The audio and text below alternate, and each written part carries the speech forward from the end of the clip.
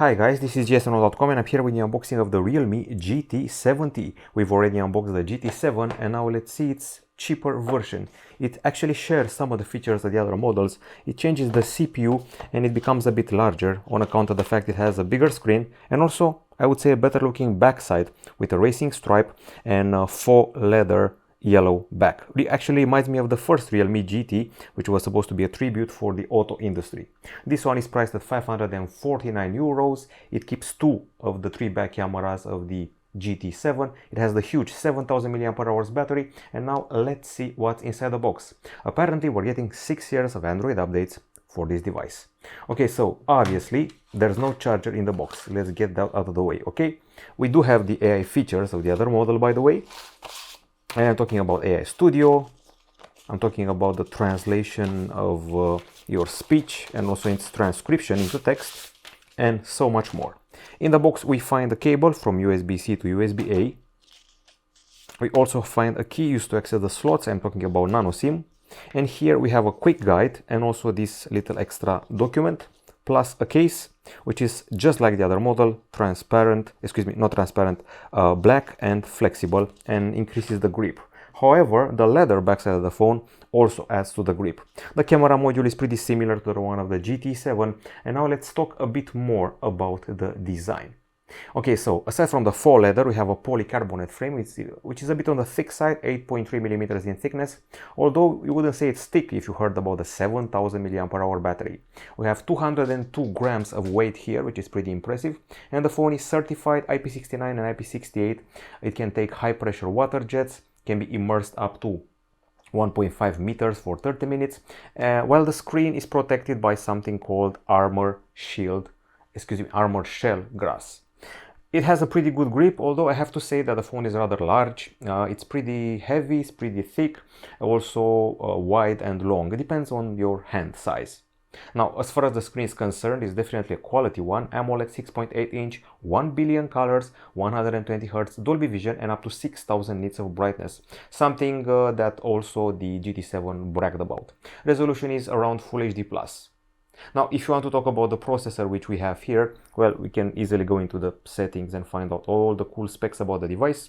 Here we have the MediaTek Dimensity 8400 Max, 4 nanometers with a Mali G720 MC7 GPU. This is an octa-core chip, by the way, and it's accompanied by 12 gigs of RAM. You can also add an extra 12, but there are also versions with 8 gigs of RAM.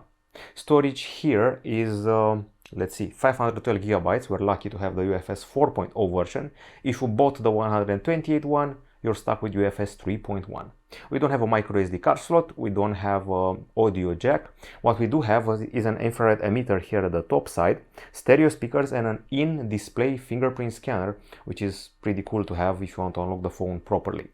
Now, aside from that, obviously the star of the show remains the 7000 mAh battery, silicon carbon with 120 watt charging and bypass charging, just like the laptops have. Basically, it keeps charging the device directly, bypassing the battery when you're gaming, for example. The phone, aside from coming in yellow, comes in black and blue if you want other versions. And on the connectivity side of things, you're gifted with the likes of 5G, obviously, Wi-Fi 6, even Bluetooth 6.0 apparently, GPS dual band, and you have NFC 360 degrees, so not only in a certain area of the phone. There's infrared and a USB-C port at the bottom. I'm not sure which standard is it, but my guess is that it's at least USB-C 3.1. On the camera front, we have some similar specs compared to the other model. For example, in the cutout here at the front side, there's a 32 megapixel camera which shoots 4K video at 60 frames per second. At the back side, a dual camera with a 50 megapixel main cam with a Sony sensor, f1.8 aperture, optical image stabilization, and multi-directional phase detection autofocus. There's also an ultra-wide 8 megapixel camera with 112 degree capture. This is the LED flash, and we also have a color spectrum sensor in the mix. Capture is limited to 4K 60 for the back camera as well. The GT7 had 8K, by the way. These are some of the camera modes, the highlight being the underwater mode. We also have long exposure, tilt shift, and I see there's no starry night mode like the other one had. We do have portraits and we do have a bunch of filters and options which you can apply to make your selfies look cooler. And we also have the photo area with color profiles that include crisp or vibrant. It's trendy now to create color profiles, and you also have live photos which will contribute to a collage feature taken with AI. This is the video section, and if you're switching to the ultra steady mode, you're limited to full HD 60 frames per second. And finally, AI landscape feature with its own filters inspired by film photography. That's about it camera wise, and now let's talk about the software. As I said before, you're getting 6 years of Android updates according to sources. This is Android 15 with realme UI 6.0 on top and a lot of AI features. Now let's see some of them. So for example, if you're on YouTube and you swipe from the side, you're getting the air scrolling, screen translator, voice translate. And aside from that, there should also be features related to your web browser. For example, you can have an AI summary of what you're reading on the screen. You can also have AI speak, so you can properly have what's on the screen read for you. You can also keep this pressed here and have the circle to search feature, find out more about an item, also have follow-up questions. You can also listen to music around you and find out who's singing and translate everything on the screen.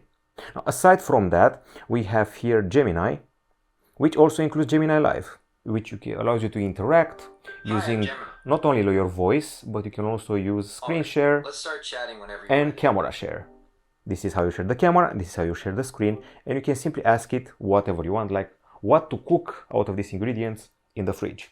But I mentioned before some AI features, so if I were to go into a photograph here and if I were to press edit, there's an AI editor here, which includes AI eraser for objects and people, AI ultra clarity, unblur, remove reflections, AI glare, and AI landscape.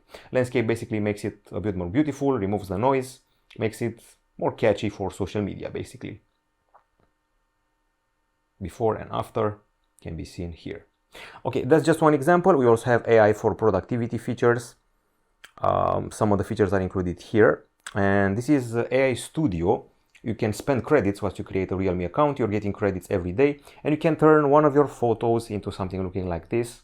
You can add a Venetian mask, have a group of friends with a very cool background. You can become Venom, apparently, no matter the gender, and use some pretty cool templates. We also have AI motion. Unlike what it says here, it's not much of a transformation of a photo into a video like I thought we would get on the other model, on the GT7. It's more like a GIF or something like that. It doesn't animate them like the Honor 400 does, for example. On the productivity side of things, this is the Notes application, and this is Romanian, so we cannot use it. Usually it's English or other popular languages, which you can format, polish, continue writing, elaborate, shorten, change the tone to casual or formal. But once again, Romanian is not supported, so yeah, English, probably Spanish, Portuguese, and a few other cool languages. I would say this is pretty much it on the software side, and if you're a gamer, if you trigger a game, you're going to see a special window from the side, which has a bunch of special features. It says here GT Boost, and this is the window. You see the frames per second, you have the power modes which you can apply, and a variety of other settings. There's a game forum here, there's a temperature, game focus, AI comfort, alert, consecutive skills, bypass charging, screen recording, network optimization, so gamers have a ton of things. Speaking of gamers, there's also a huge vapor chamber here, something like 7,000 millimeters square, so they should be very happy with that. And by the way, having already tested the camera in preparation for a review, I can tell you it's a pretty solid camera setup. And by the way, just like the GT7, it does very well when it comes to close-ups and zoom. Even though this one is lacking a telephoto camera, the AI does and works wonders. That's it from us. This is the GT7T. The cheaper and sportier looking version of the GT7. Only 549 euros on Amazon, Germany. Goodbye.